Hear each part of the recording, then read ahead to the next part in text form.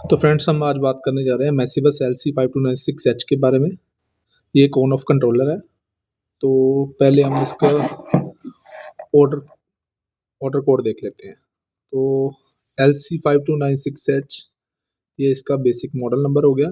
X means universal input, U1 represent करता है 230 volt इसकी सप्लाई है, जो AC सप्लाई। एक्चुअली अगर ये 24 वोल्ट DC होता तो यहाँ पर U2 होता।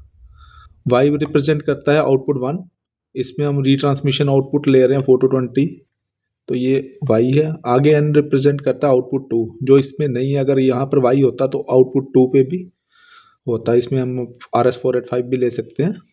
लास्ट 5 रिप्रेजेंट करता है 0.56 इंच डिस्प्ले। अगर यहाँ 8 होता तो ये 0.8 इंच डिस्प्ले होती। उसके बाद हम देख लेते हैं इसका वायरिंग का।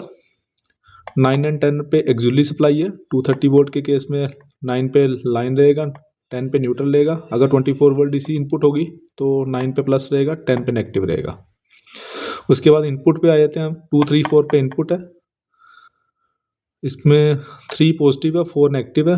वायरिंग का इसमें दे रखा है, इसमें RTD थर्मोकपल मिलियम पेयर वोल्टेज ये रहेगा। 24 वोल्ट DC इसमें हमें लूप पावर सप्लाई मिल जाती है ट्रांसमीटर के लिए। उसके बाद 5 और 6 पे इसकी रिट्रांसमिशन आउटपुट है, आउटपुट 1। 7 और 8 पे आउटपुट 2 है, जो RS485 आउटपुट है। मिलियन पेयर के केस में मैसिबस में मैक्सिमम इंडिकेटर में 250 ओम की रेजिस्टेंस लगानी पड़ती है, जो इसके साथ ही आती है। तो अगर आप मिलियन पेयर यूज़ कर रहे हैं तो रेजिस्टेंस इसमें अटैच कर लीजिएगा। तो हम अब इसको पावर अप करते हैं। तो पावर अप में स्टार्टिंग में ये वैसे दिखा देता है कि हमारी बाय डिफॉल्ट इनपुट सिलेक्शन क्या है। जैसे इसमें अभी RTD आ रहा था, तो अभी इसमें RTD है। अभी हम देख लेते हैं, इसमें फ्रंट पे 4 कीज हैं, सेट 1, सेट 2, अप की, डाउन की।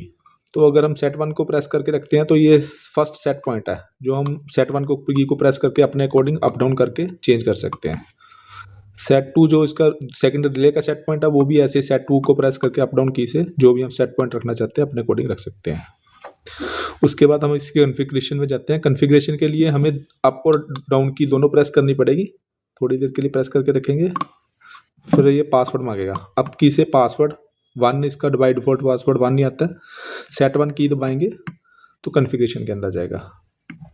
फिर से सेट 1 की दबाएंगे तो इनपुट आ गया। इनपुट में हम अप की से प्रेस करेंगे तो यहाँ से हम जो भी इनपुट रखना चाहते हैं अपने अकॉर्डिंग यहाँ से अप डाउन से चेंज कर सकते हैं। ठीक है, अभी हम RTD है तो RTD ही रखेंगे। उसके बाद सेट 1 की फिर से दबाएंगे तो 0, ये 0 आप अपने अकॉर्डिंग जो भी 0 वैल्यू देनी होगी तो आप 0 वैल्यू दे सकते हैं। फिर से अप की दबाएंगे तो स्पैन वैल्यू है, सेम ऐसे ही आप स्पैन अपने अकॉर्डिंग चेंज कर सकते हैं, जो भी आपको स्पैन वैल्यू करनी है।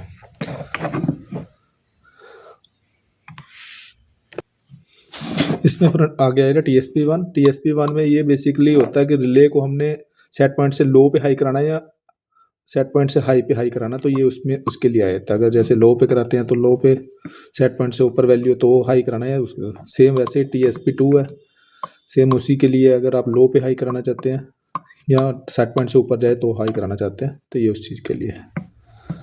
उसके बाद ओपन स्केल, ओपन सेंसर पे है। ओपन सेंसर पे क्या है कि अगर सेंसर ओपन हो जाए तो वैल्यू आपकी अप जाए या डाउन जाए, ये उसके ऊपर है। डेसिमल पॉइंट है, ये अपने अकॉर्डिंग आप कितनी वैल्यू डेसिमल्स में शो करना चाहते हैं तो आप यहाँ से कर सकते हैं। ये ब्राइटनेस है इसकी, तो ये मैं वैसे मैक्सिमम ही रखते हैं इन केस आपके। सीरियल नंबर है, ये आपका कम्युनिकेशन के केस में काम आएगा। बॉड रेट आप अपने अकॉर्डिंग, जब आपकी कम्युनिकेशन अगर आप इसमें यूज़ कर रहे हैं तो आप उसके अकॉर्डिंग कर सकते हैं। ये डिले टाइम है रिले का, तो ये आप अपने अकॉर्डिंग जितना भी सेट करना चाहते हैं। अगर आपको डिले चाहिए तो ये सेकंड डिले का डिले टाइम है। ये रिट्रांसमिशन आउटपुट है, वो आप क्या यूज़ कर रहे हैं, रिट्रांसमिशन आउटपुट अगर यूज़ कर रहे हैं तो इसमें आप सिलेक्ट कर सकते हैं।